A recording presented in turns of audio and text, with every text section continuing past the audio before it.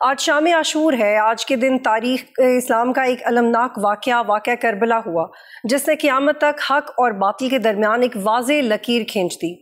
سال 60 ہجری جب یزید نے حکومت سنبھالی تو اس نے مطالبہ کیا کہ میری بیعت کی جائے۔ جب یہ مطالبہ نواسہ رسول حضرت امام حسین تک پہنچا تو آپ نے صاف انکار کر دیا، کیونکہ وہ ظالم، فاسق اور جابر حکمران کی بیعت کو اسلام کی روح کے خلاف سمجھتے تھے۔ انہوں نے دو ٹوک الفاظ میں کہا کہ مجھ جیسا اس جیسے کی بیعت نہیں کرے گا۔ اس دوران کوفہ کی عوام نے سینکڑوں خطوط لکھ کر امام حسین علیہ السلام کو دعوت دی کہ وہ کوفہ آئیں۔ امام حسین نے حضرت مسلم بن عقیل کو حالات کا جائزہ لینے کے لیے کوفہ بھیجا اور انہیں کوفہ میں ہی شہید کر دیا گیا۔ چنانچہ امام حسین نے حج کو عمرے میں تبدیل کر دیا اور اپنے اہل خانہ اور ساتھیوں کے ساتھ کوفہ کی طرف روانہ ہو گئے، مگر کوفہ پہنچنے سے پہلے ہی کربلا کے میدان میں 10 محرم الحرام 61 ہجری کو نبی کے نواسے اپنے خاندان اور ساتھیوں سمیت شہید کر دیے گئے۔